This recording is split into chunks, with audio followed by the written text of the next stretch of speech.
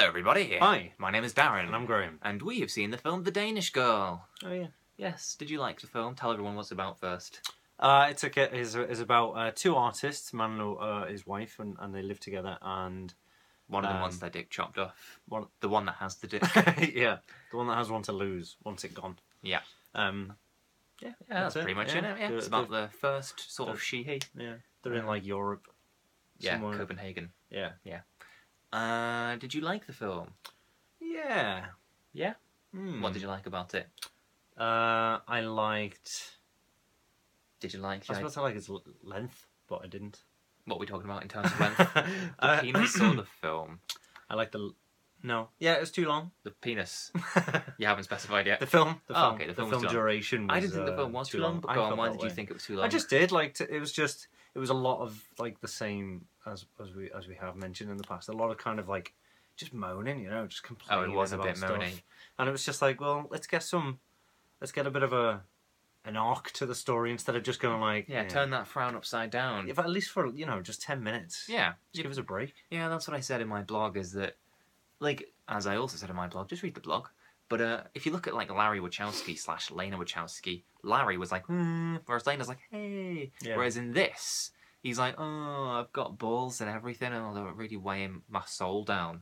And then, even when he dresses up as a woman, he's still like, oh, hello. Yeah. I'm dying now. Spoiler alert, this is a spoiler video. So, yeah. It's a true story? Like Titanic? It's loosely a true story. Did what? Well, hang on, yeah, I suppose it's a true story like Titanic is a true story, and then it's loosely inspired by a true story, but mostly fictional. Yeah. But yeah. Yeah. So, yeah, You're going to have to mark this one spoilers. Yeah, I know I am now, yeah. Sorry. Yeah, so I think it's a shame. Yeah, what did you like?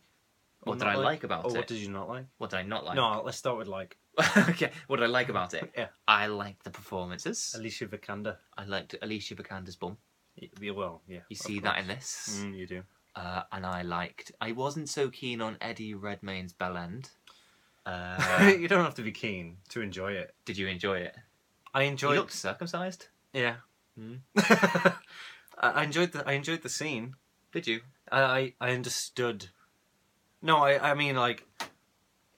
Go on. What do you like about the scene where you saw his Bellend? I just thought it was interesting because it's obviously like, you know how people like say what they're thinking. Unlike this now. No, but like where it's kind of like not. When it's all improvised sort of thing, you speak without thinking. You think you improvise that? Imagine. No, I'm saying, but like, no, I don't mean that. I mean like where people speak without thinking. Yep, I know exactly what you mean by that. It's almost like we're seeing his inner thoughts being acted out, cock. Sort of thing. Yeah, we're just getting a big old close up of his knob, very crotchal area. Yeah. So I liked it. It was kind of like a little. I enjoyed the intimacy. It was a very, very private moment. You liked the close up of Eddie Redmayne's cock. You're really minimising it, but if that's what it boils down to. Say you did.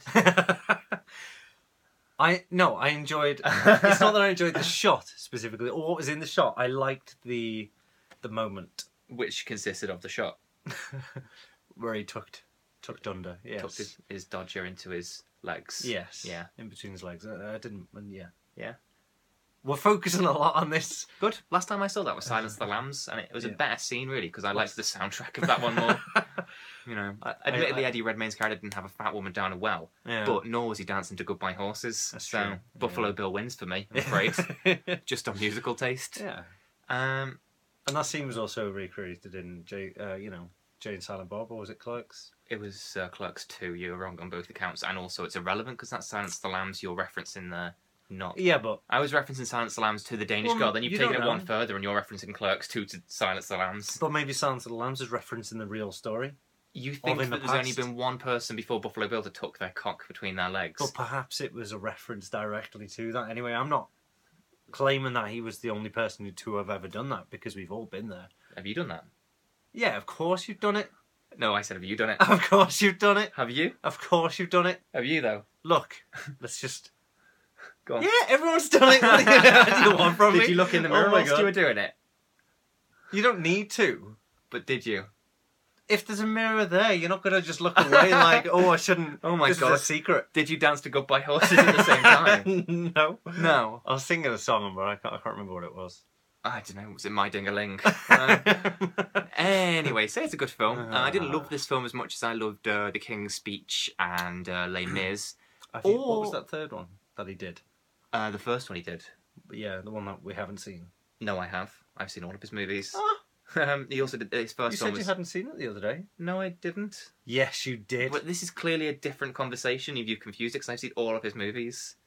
What film? What is it called? The Damned United is the other Damned one I haven't United. mentioned. Yeah. Isn't that the plane one? No, that's the one about Brian Clough, the football manager. Brian Clough. Brian Clough, the football manager. Right. Yeah. Why are you looking at me? Nothing. Go on, say it. Share with the rest of the class. Why Well, are I thought he was an upholsterer. No. Okay, don't shout out with the rest of the class. Okay, yeah. That's a very... That's something we know. As a person we know. Yeah. Oh, maybe that is his name. Oh, yeah. Maybe we knew a non-famous Brian Clough. Well, there you go.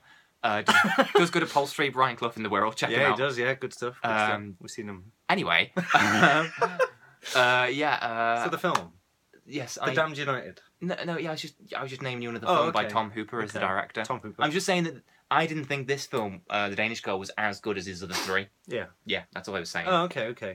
See, I liked Eddie Redmayne in this. I liked him in this more than I did in Les Mis. Me too. That's what I was going to say. You interrupted me because his voice doesn't fit him. Yeah, it's weird, isn't It's it? so weird. It's like, what's his name? Rick Astley. In that video. And like, he's this feeble little pale ginger guy in the music video. And then he's like, there's no reason for love or whatever. There's no Never reason gonna for give you love. up. No, but yeah. Was that the song you were singing when you talked? There's no reason for love. Never gonna give you up. As if you'd be singing that was looking at your own cock. I was thinking I saw it irrelevant, but I saw Rick Astley's on Near Us in Liverpool. And I thought it would be funny to tell somebody as a birthday present you're taking them to see their favourite band, and it's actually Rick Astley, so you've real life Rick rolled them. That's a good idea. Well, it's not you now, obviously, I've just told you. But anyway, so yeah, Alicia Vikander was probably my favourite performer in terms of performance in this film. I thought she was better than Eddie Redmayne. Oh, yeah. Oh, right, okay. Oh, yeah. Yeah, you agreed? I'd agree with that. Yeah, because he played a more complex character. Yeah, he just moans for 2 hours. Complained about what he didn't have and what he wanted. I wish I had a fanny. Yeah. And she's like, well, I've got one.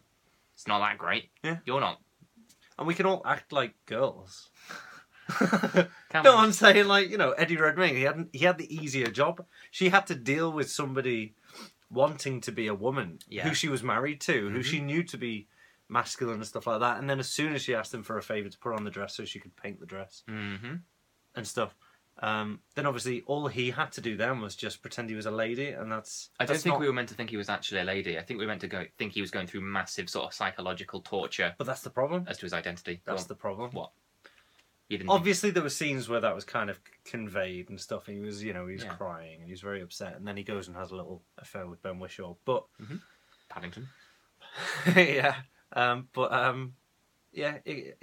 had more of a transformative, like, because she was in and out all the time and stuff. She was back and forth, and everything was conflicted and stuff. And I think I liked that more than watching Eddie Redmayne struggling with his identity. I like the bit where which is, she'd had like a painting. What's the word? Exhibition thing. Yeah. And she said, "Where were you?" And he said he couldn't go for whatever reason. She's like, "Not everything's about you," because obviously the film kind of is. And then you go, "Oh no, she does still have a life." Just because he's the main kind of character. Just because he's going through something big doesn't mean she's not going through things as well. Yeah, absolutely. And I liked how they go and meet his friend from when he's a kid, who you said looked like Putin. Yeah, obviously. I liked how him and her didn't start shagging. They just it kept it vaguely ambiguous, because it would have kind of annoyed me if it done that and been obvious. Like, oh, he's had his todger off, now she's going to go off with old Putin. But that made her character even more intense, didn't it? Because she was just loyal. She stood by him, even though, he was leaving her in one way or another. One bit at a time. One bit at a time. I'm going to leave you, dearest.